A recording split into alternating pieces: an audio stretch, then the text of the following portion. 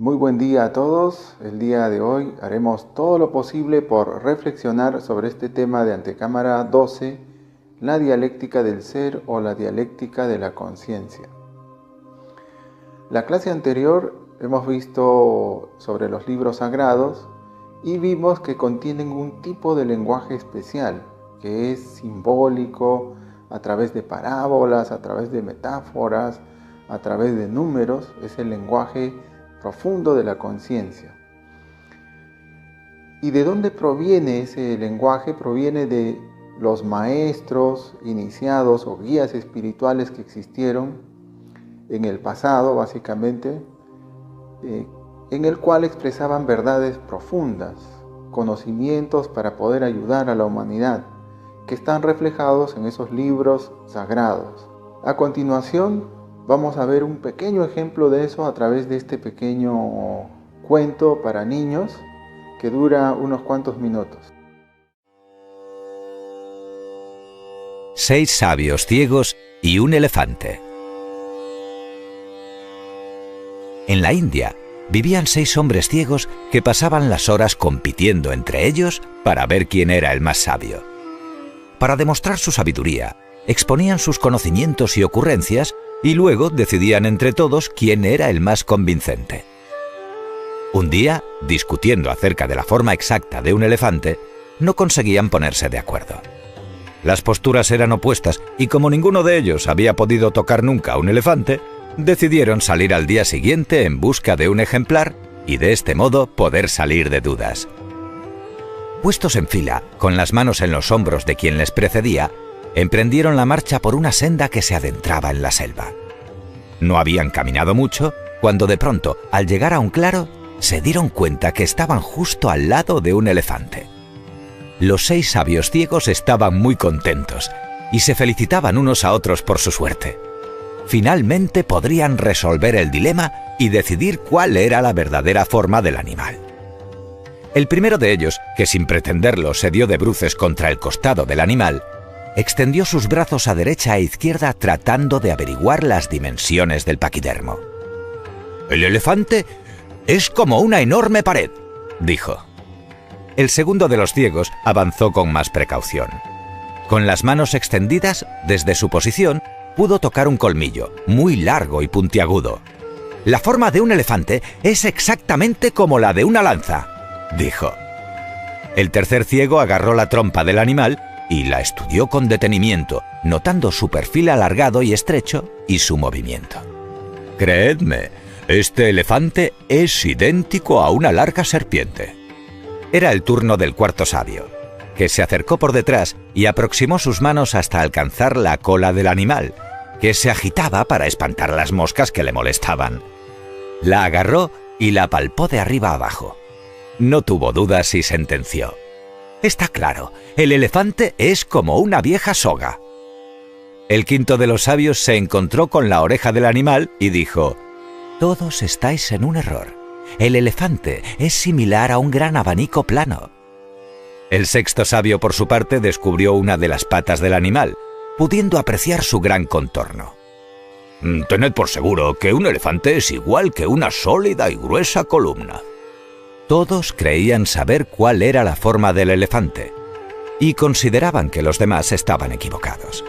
Comenzaron a discutir, convencidos cada uno de lo que había experimentado. Así pasaron largo rato y no se ponían de acuerdo. Muy al contrario, el enfado de todos aumentaba y de las palabras estaban pasando a los gritos y las descalificaciones. Entonces, un hombre menudo que viajaba a lomos del elefante y que había asistido atónito a toda la escena, decidió, para tratar de apaciguar los ánimos, que era momento de intervenir. «Disculpen, señores, permítanme que les diga que todos ustedes tienen razón, pero ninguno conoce toda la verdad en este asunto». Los 6 sabios, sorprendidos por la interrupción, escucharon un poco avergonzados las palabras de aquel desconocido. Si en lugar de discutir se escucharan ustedes como me están escuchando a mí ahora, hace rato que se habrían formado una imagen precisa del elefante. Créanme, la cooperación es muy útil en estos casos.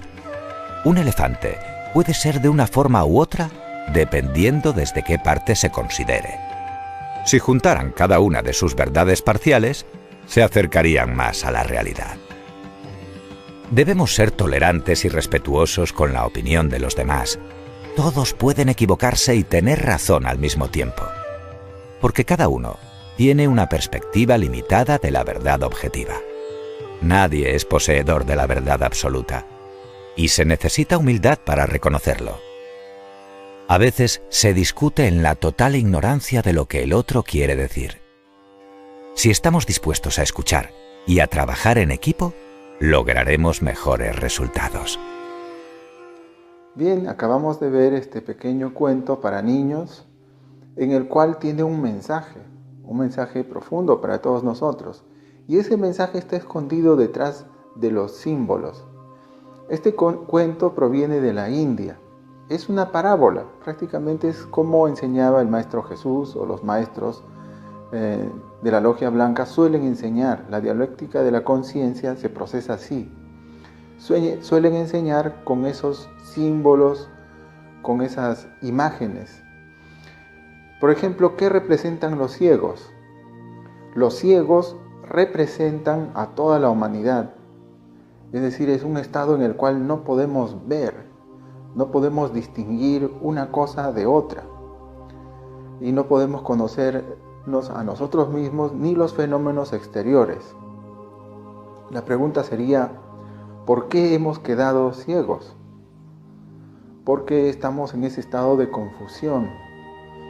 Porque nosotros hemos hecho mal uso de nuestras energías, y al hacer mal uso de nuestras energías hemos caído, y al haber caído hemos perdido facultades, como por ejemplo la de ver en otros espacios, y solamente nos movemos en este espacio material, un espacio grosero. Los espacios sutiles no tenemos acceso. Nos estamos refiriendo a espacios internos y también externos, a los cuales no podemos tener acceso. Bien, y cuando ellos discuten, ¿no? El objeto de estudio es el elefante. El elefante también tiene una representación. El elefante significa la conciencia. Y vemos que entre ellos discuten tratando de ver cuál es el significado de ese objeto de estudio. Y cada uno cree tener la razón. Así somos todos nosotros. Incluso queremos imponer nuestras ideas o nuestra forma de pensar a los demás. Y esa es la actitud que nosotros llevamos justamente porque tenemos diferentes agregados psicológicos como el ego del orgullo, que es un gran obstáculo para ponernos en contacto con nuestro real ser. Por ejemplo, existen agregados relacionados con el orgullo como la mitomanía, la egolatría y la paranoia. Esos tres son los que más nos impiden tener relación con nuestro real ser. Por ello, ahora vamos a ir al primer párrafo de la clase del día de hoy y nos dice: ¿qué entendemos por la Torre de Babel? Es necesario comprender el valor de la palabra y no profanarla cuando creemos tener la razón. Cuando nos justificamos a sí mismos, nos convertimos en personas débiles, de criterio estrecho, y nosotros no sabemos proteger nuestro espacio interior. Justamente cuando nos está mencionando acerca de la Torre de Babel, nos está mencionando que estamos en un mundo de confusión, de ceguera o de oscuridad o de tinieblas. Entonces no es posible el entendimiento entre nosotros. Si hubiera conciencia en nosotros, simplemente una sola palabra o incluso simplemente un pequeño acto ya podría darse cuenta cuál es el significado. Así, por ejemplo, como acabamos de ver en el pequeño cuento, quiere decir que hay distintos grados de conciencia. Nosotros debemos de trabajar internamente para lograr tener mayores grados de conciencia. Y mientras estamos en ese proceso, nosotros deberíamos de cooperar, ayudarnos unos con otros para lograr entender o tener un significado profundo de todas las cosas, en especial de sí mismos. Cuando nos menciona que es necesario comprender el valor de la palabra y no profanarla, es porque la palabra es un desdoblamiento de nuestra energía sexual. Son otras octavas superiores.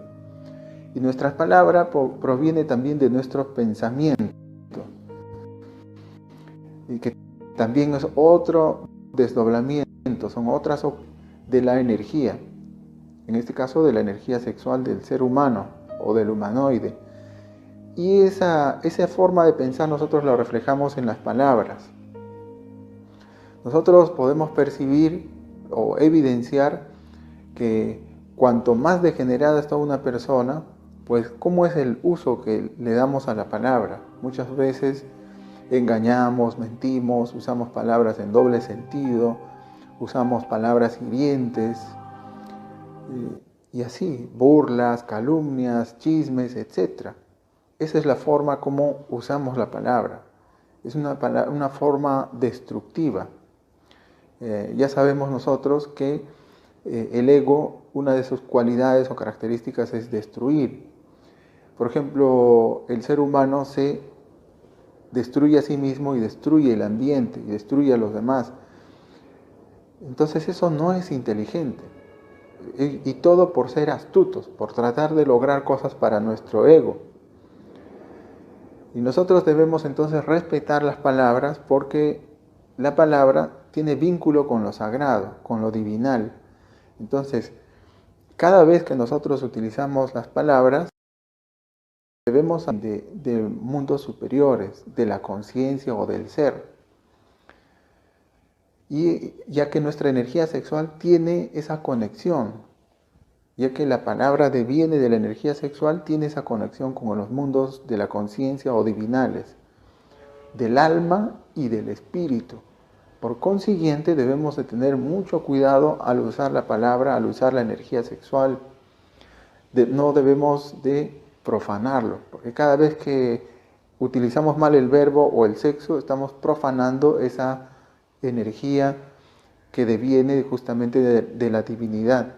Por eso tiene esa cualidad de sagrada.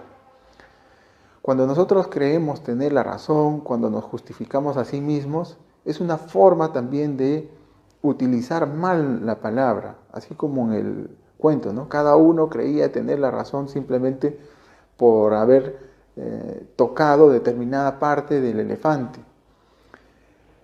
Nosotros somos igual, pensamos que creemos tener la razón en todo y nos justificamos cada vez que tenemos algún error.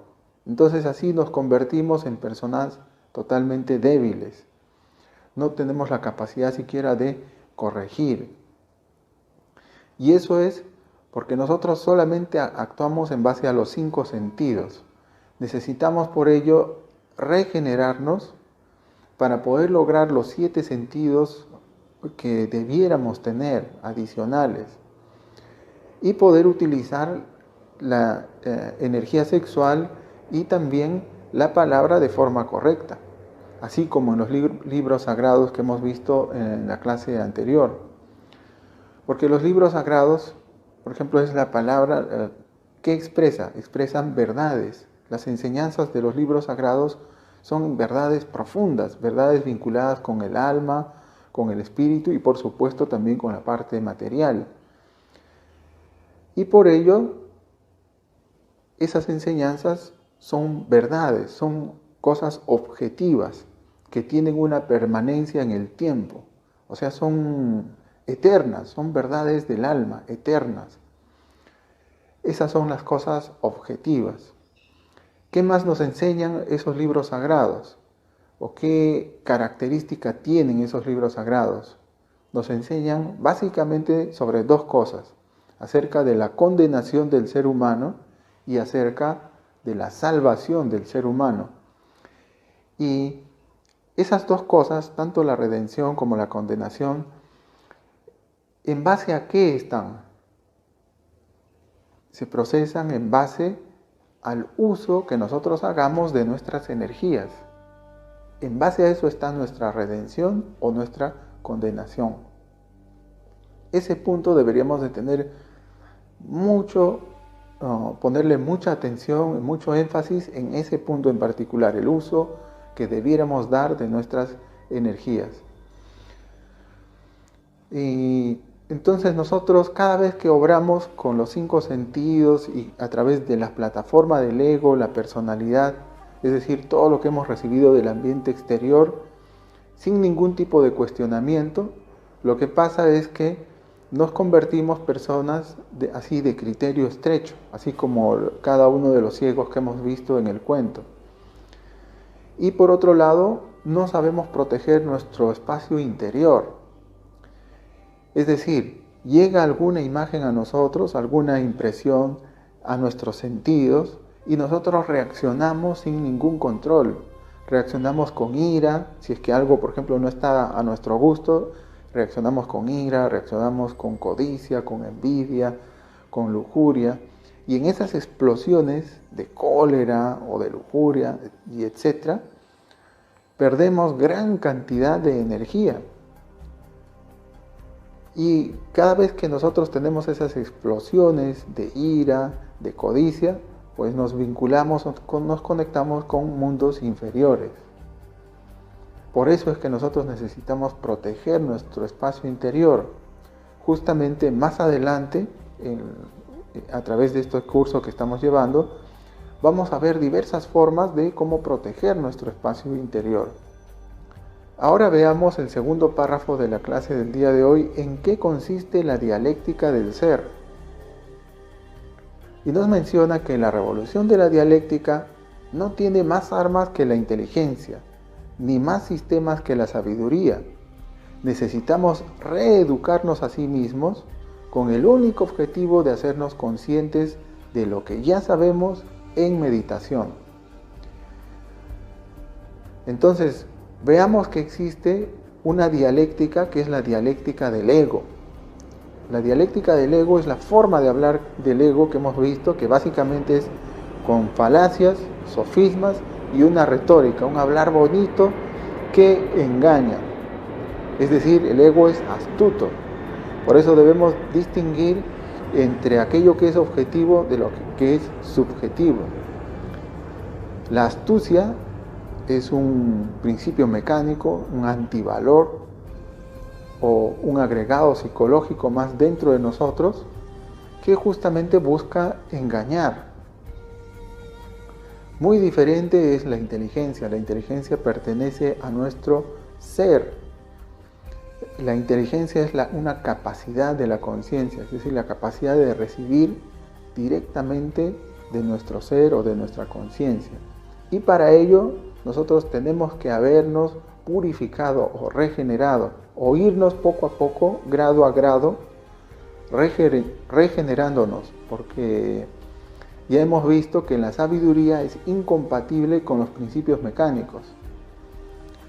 Para tener verdadera sabiduría o inteligencia, nosotros tenemos que purificar nuestro mundo interno. Y para ello necesitamos empezar a ser cuestionadores. Cuestionar todo aquello que hemos recibido en el colegio, en la calle, en la casa, en la universidad, etc. Y preguntarnos 2 preguntas básicas. ¿Por qué y para qué de todas las cosas? ¿Por qué estoy pensando esto? ¿Por qué estoy sintiendo esto? ¿Para qué estoy actuando de esta manera? Por ejemplo, ¿por qué estoy observando este video? ¿Para qué lo estoy haciendo? Cosas de ese tipo. A cada instante debe de primar esas 2 preguntas y de esa manera nosotros nos estamos autocuestionando a nosotros mismos. Estamos viendo entonces que existe una dialéctica del ego dentro de nosotros, que es básicamente la dialéctica del engaño o de la falsedad. Y por consiguiente nosotros necesitamos una revolución en esa dialéctica. Es decir, esa dialéctica del ego tiene que morir para que en nosotros pueda nacer la inteligencia y la sabiduría. Por esa razón nosotros tenemos que entrar en un proceso revolucionario de la dialéctica, es decir, de nuestra forma de pensar, de sentir y de actuar. Y debiéramos lograr tener verdades dentro de nuestro interior, ir comprendiéndonos a nosotros mismos y al exterior, al mundo externo, las verdades profundas de las cosas solamente las podemos alcanzar a través de la conciencia, no a través de la mente. Por esa razón es que nos menciona que necesitamos reeducarnos.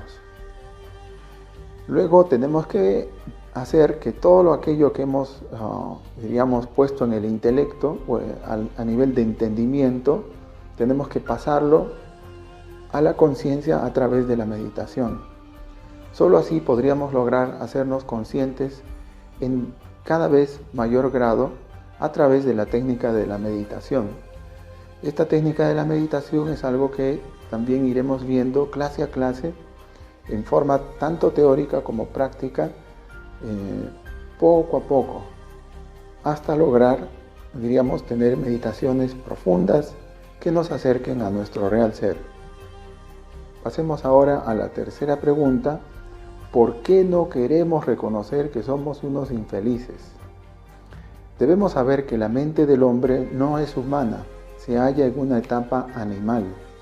Cada cual tiene en el plano mental la fisonomía animal que le corresponde de acuerdo a su carácter. El astuto ahí es un verdadero zorro.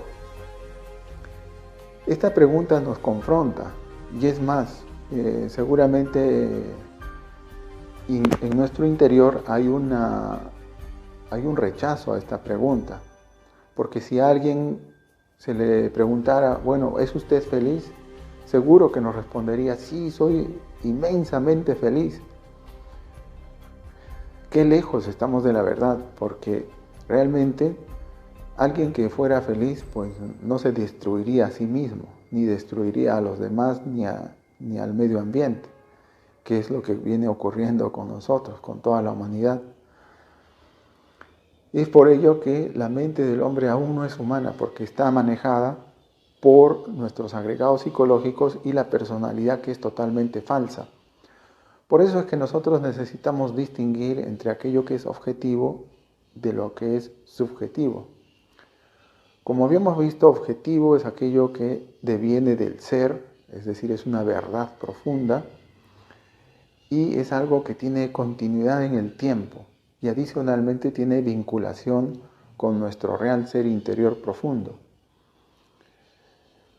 Y con esas características, cualquier cosa que cumpla esas tres características es algo sagrado.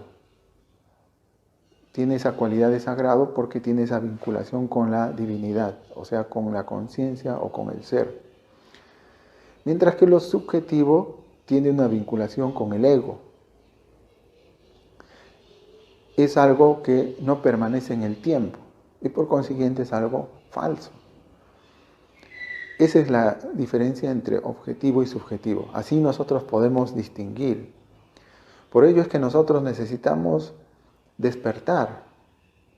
Para despertar necesitamos morir, para que en nosotros nazcan los valores del ser. Porque mientras nosotros permanezcamos como estamos ahora, en la actualidad, confundimos los valores, por ejemplo, del amor con la pasión, la libertad con la esclavitud, cualquier cosa nosotros tenemos un estado total de confusión de las cosas. Y es más, cuando se nos presenta alguna verdad, se nos presenta en forma tergiversada o con alguna parte faltante, como es el caso de la sinécdoque.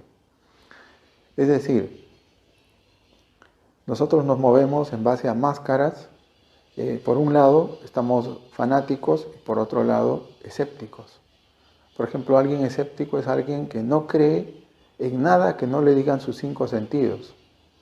Y un fanático pues no cree en nada más allá de lo que sus propias creencias le dictan, que en este caso normalmente son creencias de tipo religioso para los fanáticos y creencias de tipo científico para la ciencia. Y nosotros nos movemos en un modo pendular, es decir, por momentos estamos escépticos, no creemos en nada del alma o del espíritu, y por otro pues estamos fanáticos, ¿no? Creemos en Dios, etc. Diferentes creencias. Y todo eso es En todo eso se procesa la astucia o el engaño de nuestro propio ego. Y se procesa con esa retórica, que es el arte de hablar, diríamos así, en forma correcta, en forma aparente. Y así es como estamos engañados. Nunca se nos enseña, por ejemplo, el camino medio. En la antigüedad, por ejemplo, se conocía a profundidad lo que es el fuego, que está relacionado con la alquimia. Y ese fuego, pues los científicos en la actualidad no lo conocen. En profundidad no se conoce la naturaleza misma o cuál es el objeto en sí del fuego, o cuál es su diferente significado profundo que tiene. Se habla de la antigüedad, por ejemplo, los incas eran los sacerdotes del fuego. Y los científicos en la actualidad no tienen esa capacidad de reconocer los valores. Por eso es que se tergiversa y se confunde. Confundimos demasiado las cosas. Por consiguiente, lo opuesto a ello es la dialéctica del ser, que vienen a ser enlace de verdades que se van conociendo, como hemos mencionado, poco a poco, en la medida que tengamos conexión con nuestro ser. Por ello, lo inmediato para nosotros es empezar a cuestionar la forma de pensar que tenemos.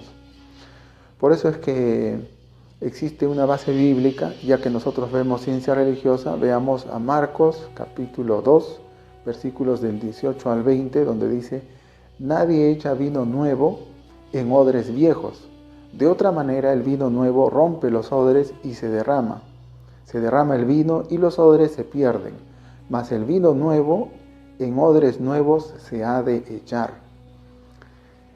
Aquí vemos cómo es el lenguaje simbólico de la conciencia, en este caso de la conciencia del Maestro Jesús, del ser interior del Maestro Jesús. El odre representa a nuestra mente y el vino representa a la enseñanza. Nosotros tenemos que cambiar este odre nuevo, la forma de pensar que tenemos, para que el conocimiento, en este caso de la gnosis, pueda ingresar a nuestro espacio interior y realizar cambios profundos en nosotros. En este caso estamos buscando la regeneración o la purificación. Y para ello tenemos que, esa purificación o regeneración implica equilibrio, porque en nosotros nuestra balanza está totalmente desequilibrada. Es decir, le hemos dado más al intelecto, al saber. Y ese saber es un saber, digamos, desvinculado de la conciencia, es decir, es un saber relativo o falso. Y nosotros necesitamos ahora equilibrar nuestra balanza en lo que es el ser y el saber. En el saber nosotros debiéramos de empezar a relacionarnos con libros sagrados o con libros que devienen de la parte anímica, del alma o de la parte espiritual. Y relacionarnos con nuestro ser a través de prácticas como por ejemplo la oración, la reflexión, la meditación y otras prácticas de tipo esotérico que vamos a ir clase a clase poniendo a vuestra disposición, tanto en la parte teórica como en la parte práctica. Si nosotros actuamos con el principio mecánico de la astucia, que viene a ser el arte de engañar, o ser bribón, por ejemplo, el bribón ya es alguien que engaña, pero para obtener un rédito económico o de sustento de él mismo. Con esos principios mecánicos nos estamos vinculando con la ley de antítesis, que viene a ser justamente el orgullo, la mitomanía, la egolatría. Muy diferente es el principio inteligente de la capacidad de asombro. La capacidad de asombro proviene de las emociones, es algo de tipo emocional, en la cual nosotros expresamos o surge en nosotros una admiración profunda por algo extraordinario. Por ejemplo, cuando logramos distinguir una cosa de otra, debiera surgir esa capacidad de asombro. Lamentablemente, esa capacidad de asombro que nosotros teníamos cuando éramos niños, que por ejemplo veíamos un juguete nuevo o un ave de colores variados o un pez moviéndose en alguna laguna o río, pues para nosotros ese era algo asombroso. Esa capacidad la hemos perdido por la mecanicidad en que vivimos. Si tuviéramos esa capacidad de asombro, nosotros podríamos corregir nuestros errores. Por eso es muy importante esa capacidad de asombro que justamente deviene de la conciencia. Nosotros necesitaríamos empezar a trabajar seriamente sobre nosotros mismos para empezar a acercarnos a ese principio inteligente de la capacidad de asombro. Y cada vez que tuviéramos esa posibilidad de que surja dentro de nosotros este asombro profundo de algo que observamos en nuestro interior, que puede ser algo bueno o algo malo dentro de nosotros, nos vinculamos con algo muy superior, que es la ley del corazón.